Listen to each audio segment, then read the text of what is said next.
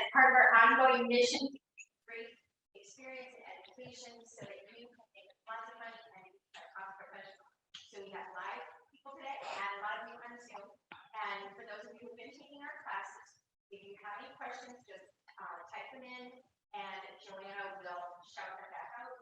Our lovely speaker Janice will regurgitate the question so that everybody can hear it. We're filming this, so it will be available to go back and review. So those of you who are not here won't have the handouts, but we'll make them available in our files as well. So this whole lovely event is by our great partners in crime as Lake Michigan Credit Union, and Jay Malinowski is the vice president. I've known her for 20 years, used her, and love Lake Michigan Credit Union. So your free lunch that you're missing here is because she's going to give a short little commercial, and if you keep her name and her phone number and call her.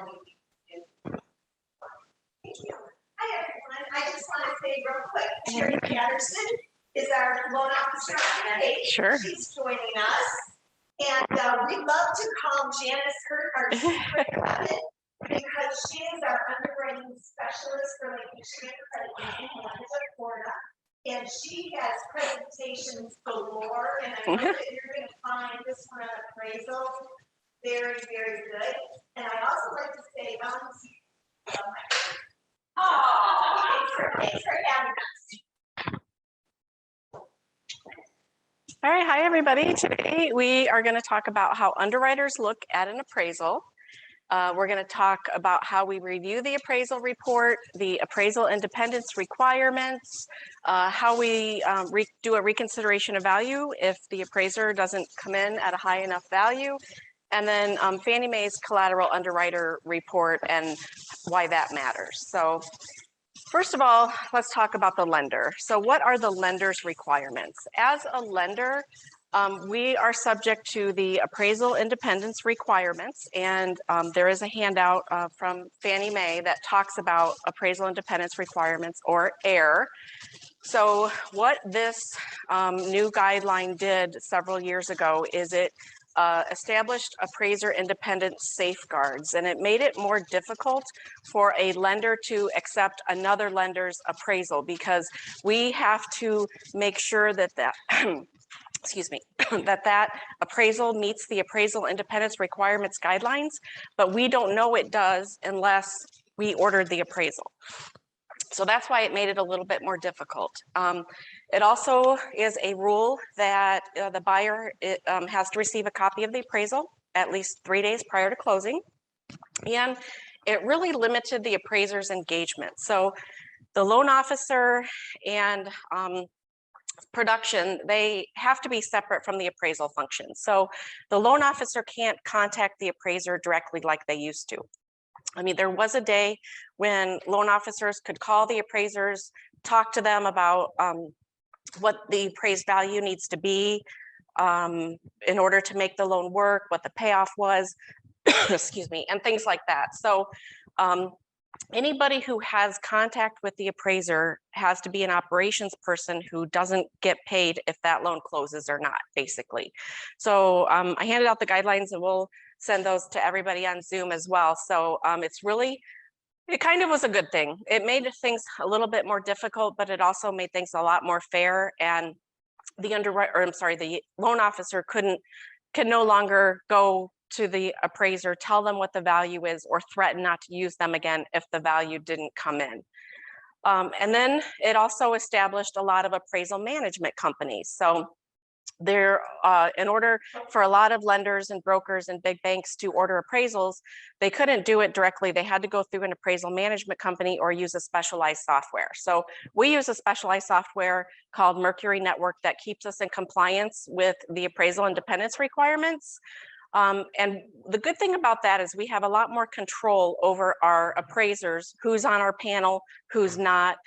If there is an area where we don't have a lot of coverage because it's very rural or something, or maybe the appraisers on our panel can't get to it for several days, we might in that instance use an appraisal management company. But other than that, we stick with our software that keeps us in compliance. And like I said, we track the appraisers and the errors, the corrections, times that we have to order a second appraisal. So if we have an appraiser that is underperforming, we can easily take them off our panel without having to work through an appraisal management company. So the lender is also responsible for selecting a knowledgeable and experienced appraiser that is familiar with the location and property type. So you don't want somebody coming from Miami to do an appraisal in Western Florida. So we try very, very hard to make sure that we have a local experienced appraiser performing the appraisals. So according to Fannie Mae, what is the definition of market value? So market value is the most probable price which a property will bring in a competitive and open market under all conditions requisite for a fair sale, the buyer and seller each acting prudently, knowledgeably, and assuming the price is not affected by undue stimulus. So what would be considered undue stimulus? Undue stimulus would be an isolated sale due to large seller contributions or a low sale prompted by duress. These outliers, they don't really represent market value. And like personal property is a very good example. So personal property would be considered undue stimulus because if you have two houses that are identical on the water and one comes fully furnished and includes the jet skis and maybe the boat, we see that a lot. Which one are you, if they're the same price, which one are you going to buy? You're going to buy the one that comes with the boat and the jet skis. So that's why we don't want personal property on the appraisal, or why it's not allowed to be on the appraisal in most instances, or reflected on the purchase agreement, because that's undue stimulus. That's not a fair representation of the market when you have personal property in the transaction. Right. Put it on an addendum, put them not on the purchase agreement addendum, but on a bill of sale or something like that. So let's go over a couple sections of the appraisal. So here we are looking at a normal conventional appraisal report, also known as URAR, or the Fannie Mae Form 1004. So this is your standard conventional single family appraisals. It's not a manufactured home or multi-unit because those go on different appraisal forms. So when you look at this, a few things that we want to look at, you know, if it's vacant, we want to know why, especially if it's a refinance and it says it's vacant, but they say it's a primary residence. So that's an indicator. And then is it fee simple? Because we don't do leasehold. Very few lenders will actually do leasehold, but there are some out there, but it should be fee simple for the property, the land rights.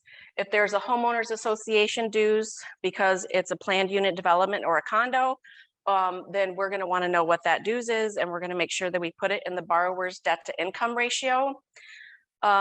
We want to make sure that there's no personal property included with the value. We want to know if there's any financial assistance provided. For example, what are the seller concessions or interested party contributions? We want to know where the appraiser got most of the information, and they tell us, you know, it was in the MLS or the township website and public records. So the underwriter, we're going to look at the property address. We're going to make sure the buyer and seller info is correct. If it's incorrect, we're going to ask them to correct it. Or if it doesn't reflect what's on the loan, we're going to want to know why.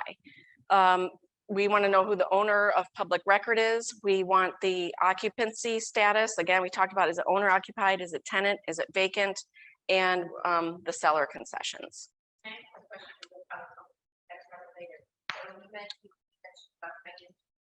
And things like that, is that going to affect the appraisal? Yes, yes. So I'll show you actually in a session or in a section coming up where that actually applies. So in the neighborhood section, you know, we want to know, is it what's the location, the buildup, and the growth. What I have highlighted over here, if it's rural, I want to have comparables that are, you know, you can go farther if it's rural. If it's under 25% built up, or if the growth is slow. The growth being slow, it's not like that today, but there was a time when the growth was very slow. And if if the housing trends are declining, or if there's an oversupply, or if it takes more than 6 months to sell, you know, that's an indicator of a really tough market or a tough neighborhood, and we need to figure out what's going on with that. So one thing, go ahead. I know that the appraisal is document that's where the numbers backed up with Both. Yeah. I just had one where the loan officer was complaining that the loan officer was complaining that the appraiser was using their opinion.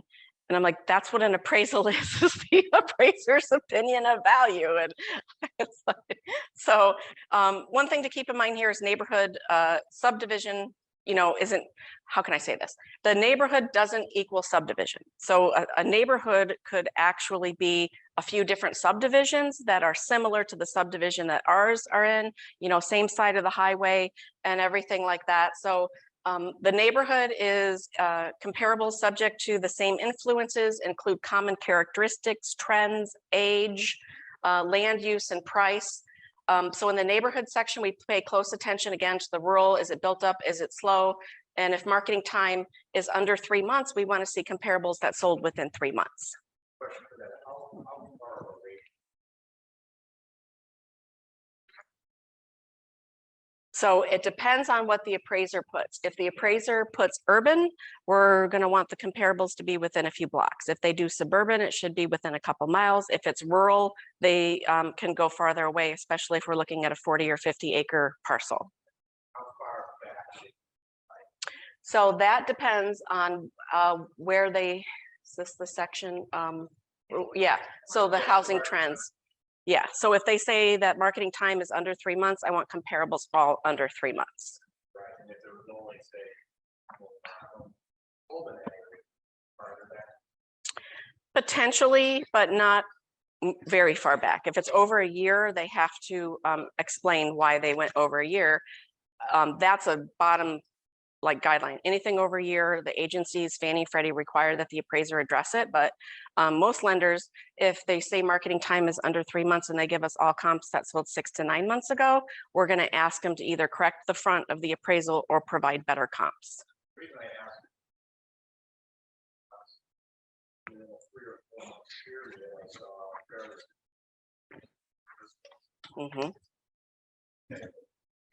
fair market.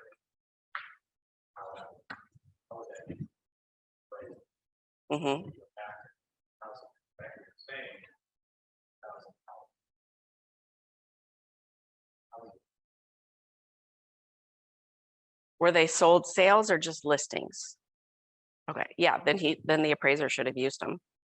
Yeah, and I'm going to talk about that a little bit more in the reconsideration of value and how to find the proper comps, because I run the reconsideration of value desk. So, and that does happen sometimes. So let's talk about the site section now. So the site, let's start with zoning, because that seems to be a big one, is the zoning. So zoning should be legal, or it could also be legal non-conforming, meaning grandfathered. So maybe it was zoned residential, now it's zoned commercial.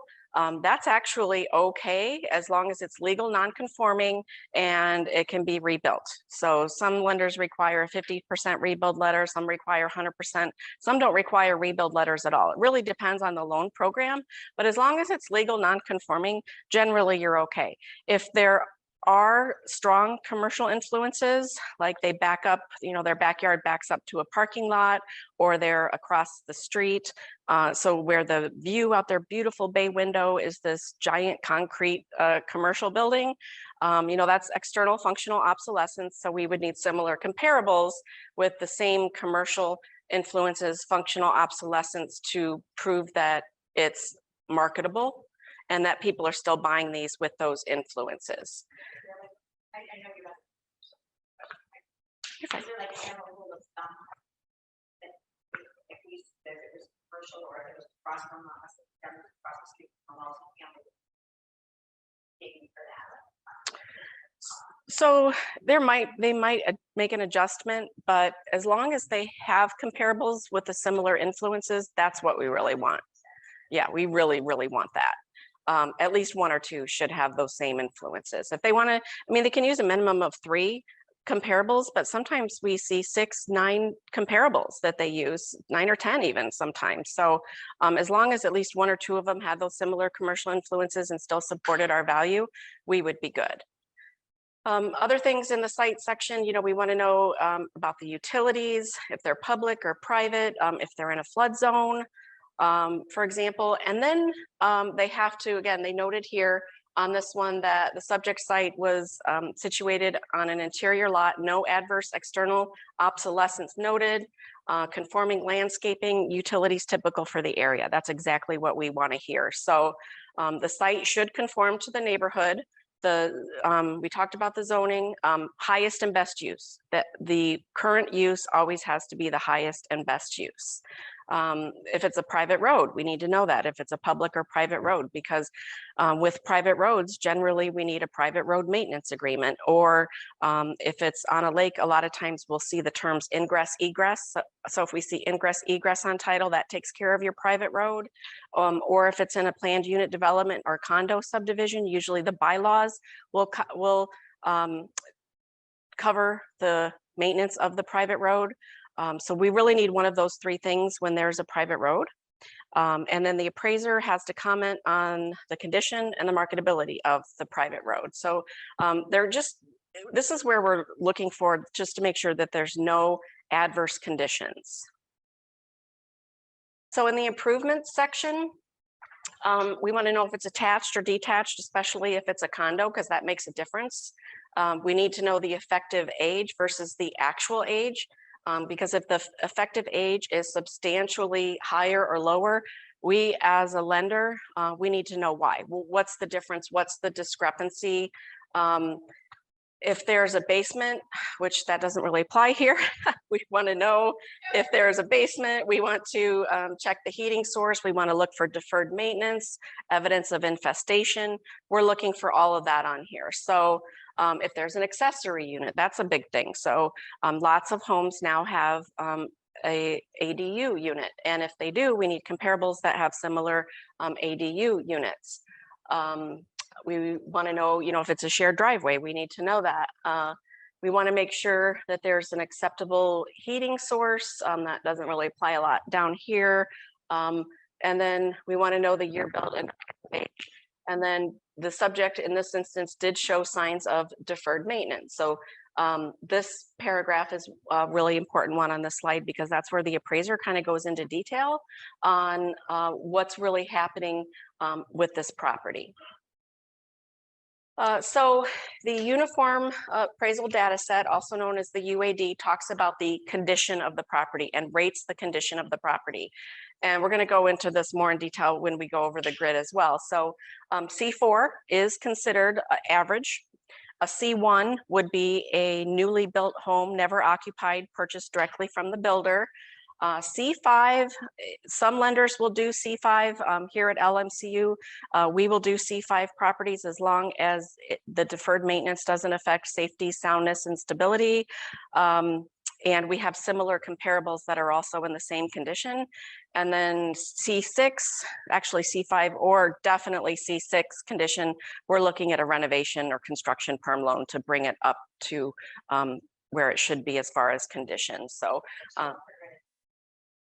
yeah, we do. So, and then also the UAD regarding the quality ratings, Q4 is considered average. So, and then same thing, if you're Q5 or Q6, we got to know why something's happening. And if it's a new construction, and the appraiser would rate the condition as a 1, but the quality as a 4 or 5, what's happening? Are they building lower end homes and skimping on materials, or what's going on? So we would ask the appraiser to address that as well. I'm going to go over appraisal bracketing and show you some examples, but adjustments are made to comps to make them like the subject. So the adjustments that the appraiser is making are not, they're not comparing the comps to each other, they're comparing each comp to the subject. So a lot of people get that confused, and they're comparing the comparables to each other, and really it's how each one stacks up against the subject property. So with the comparable sales, if if one of the comps has something that's inferior, like maybe they have a 1-car garage or no car garage, but our subject has a 3-car garage, the appraiser is going to make a positive adjustment when they're doing that. And then if our subject has a 3-car garage, but maybe one of the comps has a 5-car garage and a pole barn, the appraiser's going to make a negative adjustment on that comparable. So it kind of, they adjust it and then get it to where it's hopefully similar. So just remember, if the subject has a feature that the comp does not, the value for the feature is added. And then if otherwise it's it's subtracted. So that gets confusing because a lot of times the appraiser gets confused on that and they accidentally make a positive adjustment where they should have made a negative adjustment. So we, as the underwriter, we have to go in and we have to double check and make sure it all adds up. We have to make sure that there aren't excessive adjustments or there's no across the board adjustments. I'm going to give you guys some examples on that. So now let's get into the sales comparison approach. So this talks about how far the comps away are, what they sold for. And then like JJ asked, was there any financing, like seller concessions? And that's where this gets adjusted, is if there were seller concessions, it gets adjusted here and it has the sales price. Again, minimum 3 comps that are similar in size, condition, quality, age, sales dates no later than 12 months, preferably within 6 months, or within the marketing time that the appraiser put on the front of the appraisal.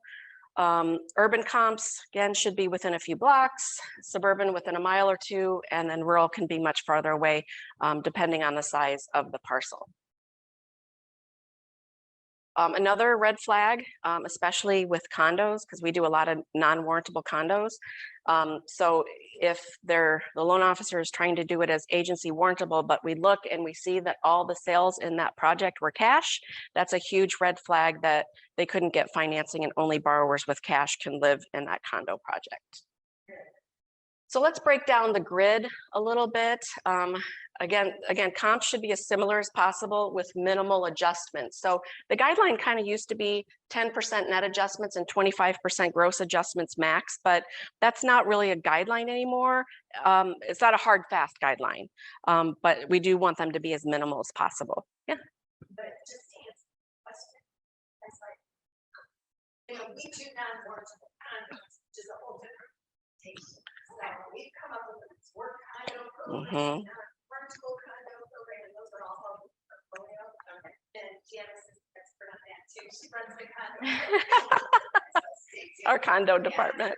Yeah, so we got a very small condo. That's yeah. so they can make it.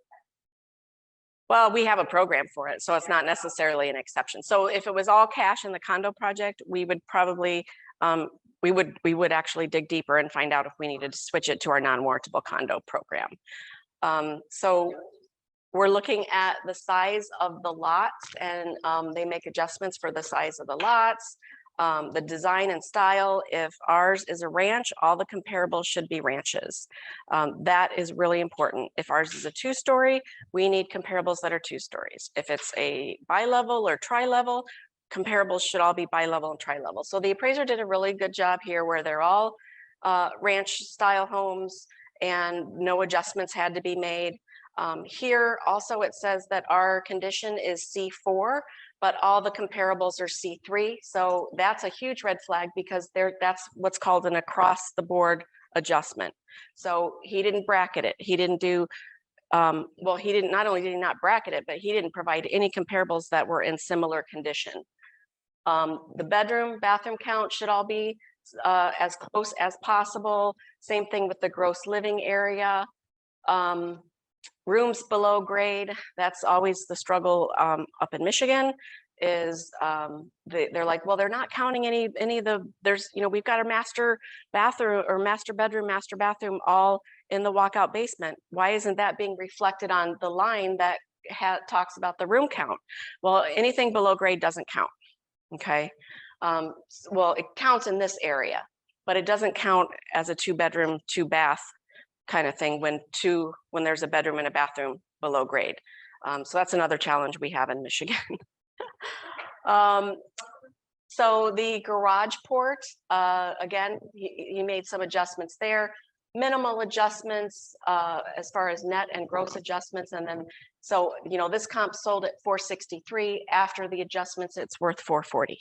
Okay, so that's, and then this should be bracketed as well. So we want comps that sold higher, comps that sold lower, and then we're going to find somewhere in between for the value. So the best comps have the fewest adjustments. And again, we don't want the across the board adjustments, and they should bracket as much as possible. So let's do a knowledge check. True or false, if a comparable has a feature that the subject does not have, the appraiser will make a negative adjustment to the comp. You people in the room are sort of like, you guys are the ones who have to answer. So who says true? That's true. Yes.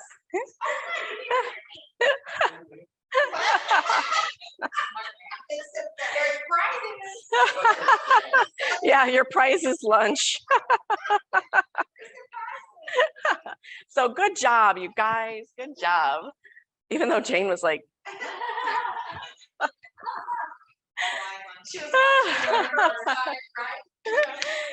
so the reconciliation section, unless the appraisal, unless it's subject to repairs or subject to completion because it's new construction, it really should be done as is. The value is always based on the sales comparison approach. And with the skyrocketing cost of materials, what we run into is the cost to construct is significantly higher on our construction perm loans than the sales comparison approach. And everybody wants to use the cost approach because it's higher, but all we really want is the cost approach to support the sales approach. We run into that a lot with manufactured homes where the sales approach says it's worth, you know, like 250, but the cost approach says 230. So that's a problem. We have to go back to the appraiser and they either need to adjust the cost approach up or adjust the sales approach down so that the cost approach always supports the sales approach. So the sales approach, because here they talk about the cost approach is 455, 200, but the value based on the sales approach is only 440. So 440 is what we have to use because that is the sales approach. The appraisal is good for 120 days. After 120 days, the lender can still use it as long as the appraiser goes back and recertifies the value, make sure it hasn't declined. But then once the appraisal is a year old, it's done, and we would have to order a new appraisal. Appraisal addendums, they have to provide clear photos of the subject's front, rear, and street view, clear photos of the subject's interior, which includes every room in the house. So if there's a room locked or there's a tenant there who doesn't want to give the appraiser access, that is a definite problem. Clear photos of the comparables. So the appraiser can use MLS photos, but if you know it's in like a gated area, that's fine, but they have to disclose that they used MLS photos. The building sketch or the floor plan has to exactly match the room count in the living area, and you would not believe how many just do not get that right. We always have to go back and say, they said this was a 3-bedroom house, but in the sketch I only see 2. What are we missing here?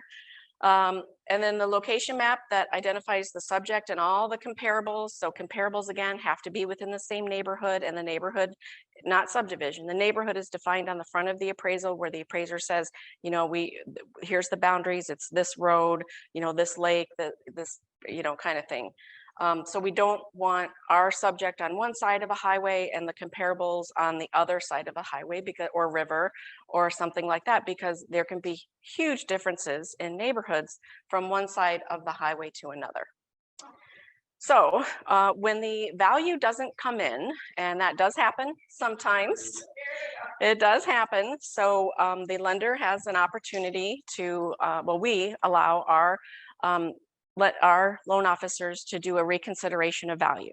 So what they have to do is they have to complete this form. They have to make sure that the appraisal's been reviewed by the underwriter, because I don't want to go back. I don't want to go to the appraiser for reconsideration of value when the underwriter might not like the appraisal as is and feel like the value's inflated, and then I'm asking for a reconsideration of value for higher. So the underwriter always has to review it first to make sure we're on the same page and that not confuse the appraiser. We want to make sure that the additional comparables that they're sending in for the appraiser to review, that they sold before the appraisal date. So what always happens though, that perfect comp sells the day after that the appraiser is out there. So when that happens, what we do is I like to just send that comparable to the appraiser and ask them if it's worth a reinspection fee for, so the appraiser would have to go back out, do a reinspection fee. Then the new appraisal date is the date that they did the reinspection. So then we can use that comp. Okay. So with us, usually 10 times that the loan officer submits a reconsideration of value, 8 of those usually get submitted. If it's a purchase and there's a realtor on the other end of the transaction and I'm on the fence, I will send it for the benefit of the realtor as long as the comparables are somewhat strong. And then of those that we do submit, I've tracked it the last 2 years, and 36% of the time the appraiser did increase the value. So it does happen, but you have to find the right comparables and you have to send a very well worded request to the appraiser, because what we get is, you guys get fired up. We get some really upset realtors that send this huge list of, here's 25 homes that sold in the last month, and why can't we use any of these? Well, ours is a ranch. These are 2-story. These are not similar comparables. These are too far away, or, sold too long ago or something. So don't just do a search of everything that sold recently in the county and send 50 comps to the loan officer. You really have to sort through the comparables to see which ones truly are comparables. Because if we're sending in for reconsideration of value, we're sending in comparables that we think are better than what the appraiser used. So they should be closer in distance, not have sold as long ago, similar in style, similar in design, same neighborhood, that kind of thing. That's all very important. And then it has to be similar in square footage, condition, style. So if they don't have any of that, then we're not going to send it. And then is the additional comparable within the neighborhood, and same school district. School district is huge. We don't want, if our subject's in one school district, we don't want to send comparables from another school district. So then they can send between 2 and 4. We need at least 2, no more than 4. So hopefully when you sent your angry email calling the appraiser an idiot, and I don't forward those to the appraiser. So when that happens, I work with the loan officer and we pare it down to find the best ones to send. So what Fannie Mae has is what's called Collateral Underwriter, and that is basically a grade of the appraisal. So it tells us if the value is overinflated. It's basically a model that has all the public data. It's really kind of cool, and it tells us a lot as an underwriter. So this would be like the first page of Collateral Underwriter. So it gives you a risk score. So the risk score for overinflation, 1 is good, 5 is terrible. 5 is the highest risk for overvaluation. So our underwriters are required anything 2.5 and above, they have to justify why in writing on the 1008 when they underwrite the loan. If it's over 2.5, they have to justify why they felt that value was supported. So if the loan officer is submitting for reconsideration of value and we're already a 5 for overinflation, the underwriter probably doesn't like it already. So when the appraiser does increase the price through the reconsideration of value, that doesn't mean that the underwriter is going to accept it, because the underwriter is still going to review the appraisal for acceptability. So if we're already at a risk score of 5, chances are the underwriter is not going to take the reconsideration of value unless it's like in an example of when the underwriter would take it is if it's in a neighborhood where traditionally they buy the home just for the lot, and they tear down the home and rebuild. So we've got a huge variation. You know, we've got this brand new 3,500 square foot home, you know, next to this 1928 home that's dilapidated, and, you know, it's very common in some neighborhoods. So that would be an example of when maybe a risk score of a 5 would be acceptable. All the time. Yeah.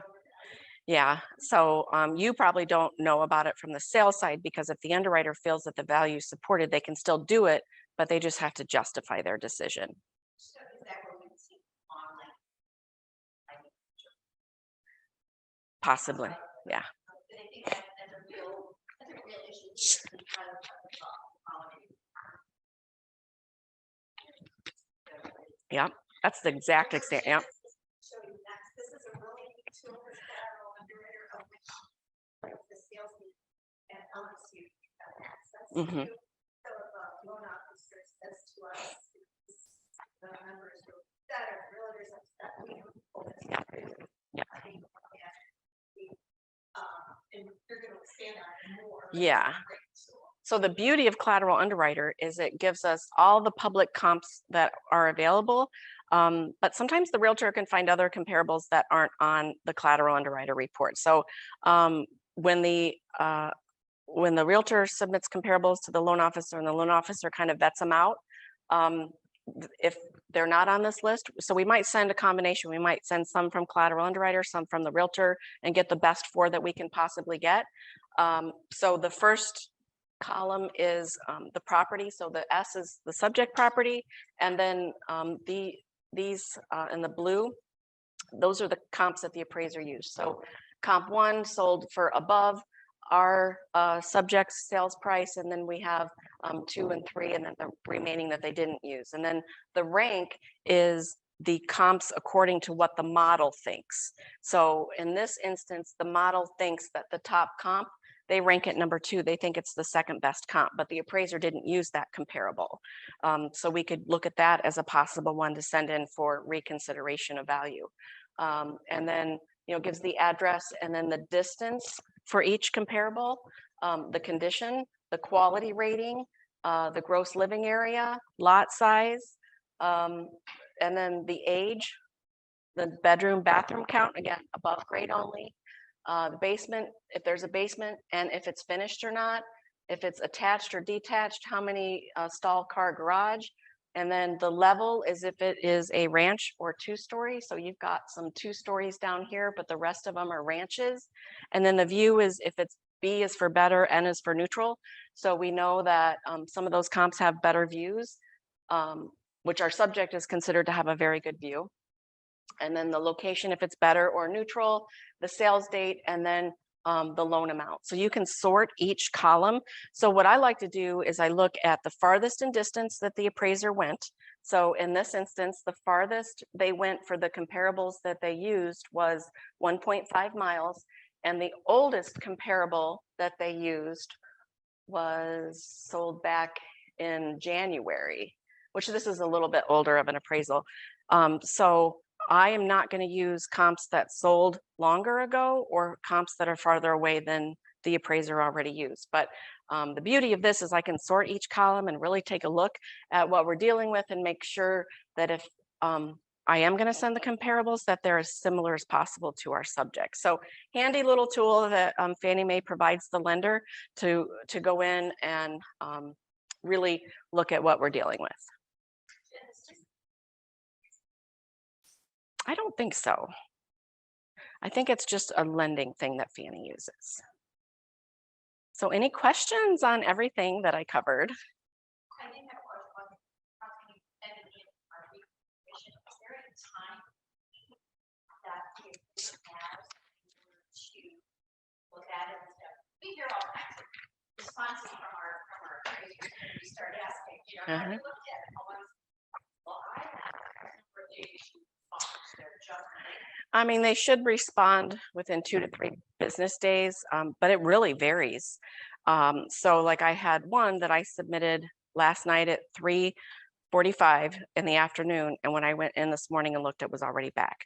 And then I've got some that were submitted a week ago and they're not back. But the Mercury Network automatically sends reminders to the appraiser if they're not on top of it. And then if those reminders aren't working, then we send private messages to the appraiser and say, hey, when are you going to get to this? What about when you first get a job? First get what's their expected turnaround time? Yes. So if they can't, so we throw it up there to a select group of appraisers in that area, and then they have the opportunity to pick it up or not pick it up. So they might pick it up and then realize, oh, I can't get to that for 7 days. So then we pull it back and we put it back out there again for a different appraiser to use, because we don't want to go that long. And that really only happens if it's a rural area. Where the appraiser has to drive far or something like that. Or if, for some reason they can't meet our time expectations of, actually inspecting the property within a couple, 2-3 days, then we're gonna hopefully be able to find an appraiser who can meet our expectations. So again, that's the beauty of working with the Mercury Network software versus an appraisal management company, because we can go in and pull it back and reassign it and have a lot more control versus maybe a mortgage broker who is dealing with, who is handcuffed to the appraisal management company and how they handle things. And the other thing we do is this happen all the time, obviously appraisers are backed up, but if we know we have a rush or whatever, to our setup team, really use that kind of state, and they will go to Mercury Network, and then they'll tell us what the evidence that's not good enough, we'll say, also we set up to not really with the appraiser. Right. And the other nice thing is, so they look at us because we're the eyes and ears of the credit to add appraisers to them. So if you have a good appraiser, or if you know a really good appraiser, not on the list, you can tell me, and I can go to our team and go over. So we have a lot more ability. Right. It's just not direct. It's through the setup or through me or like. We've done it. No buyers are going to. We don't like to do that, but in certain instances. Yeah, not all appraisers charge a rush fee. Some do, some don't. Some charge for reconsideration of value. I don't think that's really fair. I've only seen it once or twice where the appraiser's like, oh, that was in the body of the report that I'm gonna charge you for reconsideration of value. And so then we go back to the loan officer and say, look, there's a charge. Are we gonna pay it or not? Yeah, good questions. Yes.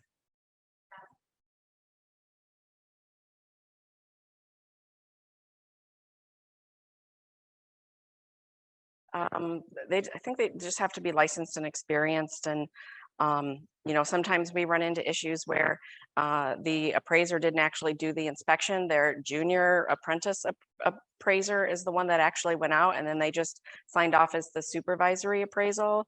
Or if we hear that they didn't actually enter the house, that's common too, where sometimes the borrowers are like, they didn't even come in the house. They didn't even see my furnishings and my finishings and the high quality granite and everything in the house. And so then we go back to the appraiser and we're like, can you confirm that you even went into the house? Especially if like there's no interior photos, that's usually a problem as well. That's a red flag that they didn't go in the house. That's the reason we have a significant down payment still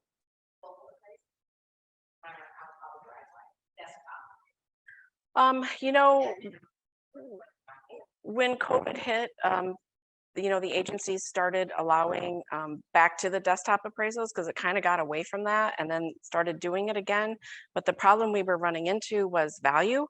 So the value wouldn't come in, and then we can't go back to the appraiser and say, oh, you did a desktop appraisal, now I need you to do a full appraisal. So usually it's either a full appraisal or an appraisal waiver.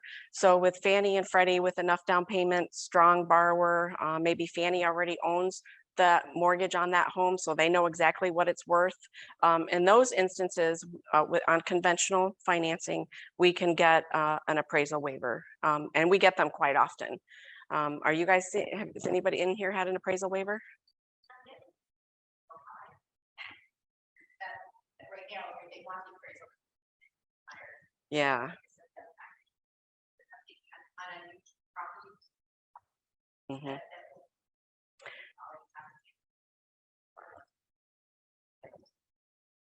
Yeah, we can get appraisal waivers on condos as well. So it's not just, your traditional single family residence. You can get it on the single family residence, the planned unit developments, condo projects, even if they're high rise, all that. So I see a lot of appraisal waivers, and yeah, if you get that, run with it. But what we run into is every once in a while we have that buyer that doesn't want the appraisal waiver. They think they want an appraisal, but what I think they really want is a home inspection. Because you guys are the experts, right? You're the ones who know if they're paying too much or not paying too much. So what always happens is that one buyer that decides that they want the appraisal, they don't want the appraisal waiver, that appraisal, we order the appraisal and it comes in low. And then they want to go back and use the appraisal waiver. And the problem with that is once you order an appraisal, your option for the appraisal waiver goes out the door. You can't use it. So if you have an appraisal waiver, but you have a buyer that's insisting on an appraisal, I'm asking for your help to talk that buyer off the ledge and not order the appraisal. Take the appraisal waiver and run with it, because you're going to close 2 weeks sooner because there's not an appraisal involved, and you're not going to have to pay for an appraisal. And the appraisal waiver is free. So I would always try to encourage the buyer to honor the appraisal waiver and not go and get an appraisal, because it will probably end badly.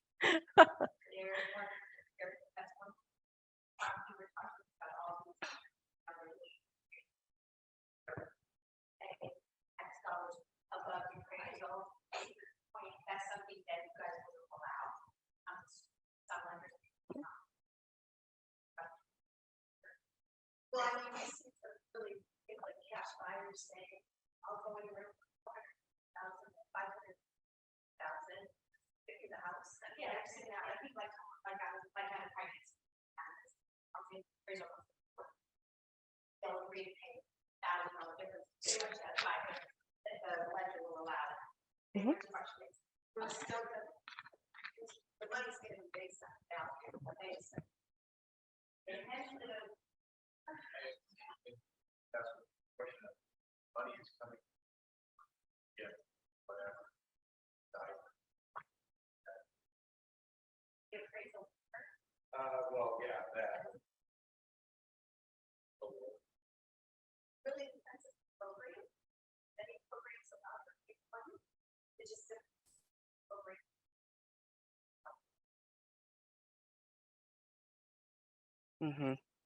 Yeah, what the automated underwriting system says and all that. So it's purely automated driven. But yeah, if you get one, like I said, we see them all the time. If you get an appraisal waiver, help us help your buyer close faster. So That's the job of our lovely lender to discuss all those options, because we now changed the contract. So we used to have an appraisal contingency in the contract. I don't know how it is in the machine. no, it's Now that appraisal portion is in the financing contingency of the contract itself. So you're not going to get a loan approval unless the appraisal has either been waived or it's part of that. So we don't have to worry about that. The only other thing would be if you're going to escalate out and you're going to pay over appraisal and that. That kind of stuff. You know, if somebody decides I'll something like less money down, I mean, it's rare that we if you don't stick to what you originally. right. Yeah, If the you might lose it. Because if you lose it, it's hard to get back, right? In other words, Yeah. don't gamble with your mortgage. Mhm. lay out your roadmap and follow it. Communicate with your lender. Communicate with the appraisal. It seems like that seems to be the deal. Yeah. And we'll know right away. Oh yeah. So we can right away. Yeah. And that's important. That's the whole deal. We all work together as a team. Absolutely. And our job is to make sure that everybody's following the same road, because if anything goes wrong, it's always our fault. Wait, I thought it was always our fault. We yell at you guys, and then they come back and say, you picked that lumber. Yeah, so the idea is and document. Yeah. Conversations, things like that, especially that's what the appraisers are looking for too. Mhm. Documentation. So great takeaways. Good. Good. Yeah. Does anybody have any more questions, comments? Yeah. You had some great questions. Well, there you go. And it seems like I knew that Lake Michigan Credit Union had mortgages, but I mean, God, you're doing a whole bunch of them. You might want to give another little commercial on it already, because we We just took a class last week. You want to talk about, I mean, we did a class on renovation loans, and that seems to be something that's kind of interesting, because we're getting these houses that might not quote unquote appraised because the roof is 15 years old, and now they can't get insurance on it, and so they've got to do something with it around the, you know, or they want to redo the kitchen because it's so outdated. So we'll talk about that kind of thing. And I'm going to just to put a little plug in, LMC, you love my credit union. We are the #1 construction lender in Lee and Collier County. We're #1. That's how much construction this do. And a lot of it is renovations, because a lot of people want to buy a house, tear it down, and build another one, or they want to take an old home and renovate it. So keep that in mind. And there's really, with what's happening now with the 97% financing programs with Fannie Mae and Freddie Mac, and then we have a ton of portfolio programs too. So there's not much we can't do. The rates are competitive. Yes. So you're very strict. Okay. You know, maybe we could address that. I think this is really important. You probably know that the secondary market decided to really substantially increase second home interest rates, because Fannie and Freddie have said we're really not in the second home. First time home buyers into homes. So they, you can probably hear me, right? I usually talk pretty loud. Hello. Oh, good. Okay, so anyway, they've increased substantially second home interest rates.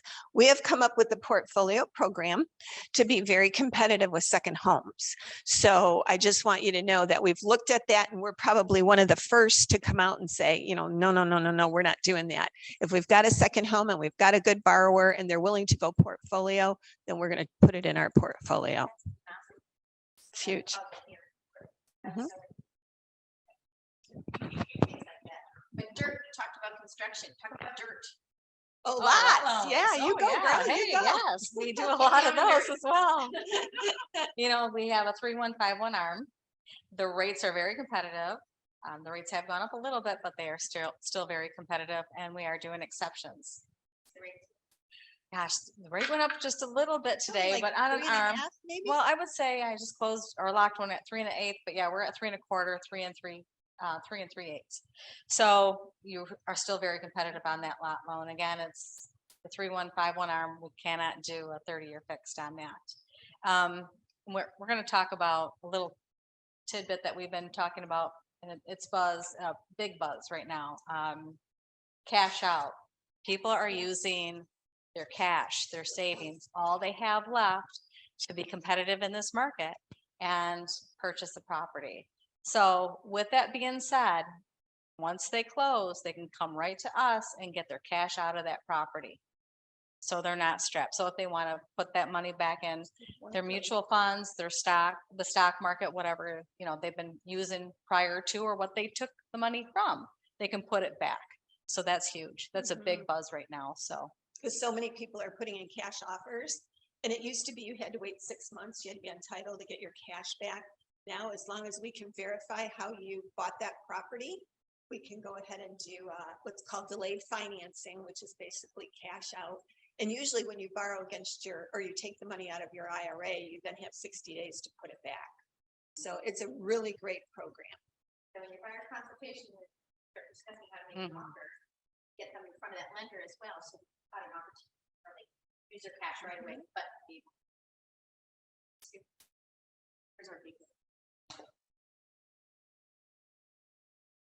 which is really great if people don't know what they want to do yet. So they see the opportunity to get a home site that they really love. And land does not remake itself. They have a finite course, but they find something that's what they want to do. 2 years, grab that lot, let it, do the mortgage and let it build up.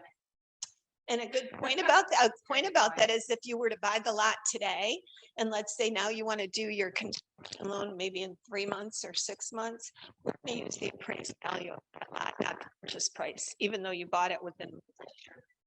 We're going to use the appraisal, not the purchase. Really good idea. Nowhere else.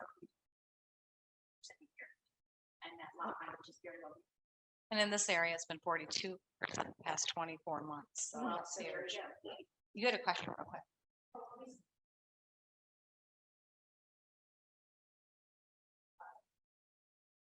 they can see it, that they can talk about on the class in the morning. So that's the whole point of the class, is get you enough information, get your mind started thinking about questions and all that kind of stuff, and then call the experts at Lake Michigan and ask them questions and see sales smoother, faster. So watch your educational calendar and watch YouTube if you want to review these classes again, and we will post the whole PowerPoint presentation on the FL, so you'll be able to get that as well. Thank you, ladies. Thank you so One much. last plug. Oh, We're the number 2 credit union in the entire country for mortgage lending. Out of the entire country, we're number 2. and anyone can be a member. You can join and get information. And you utilize that. We love JJ and Joanna and Jones and Company. All right. A fantastic day. As Thank we always you. say.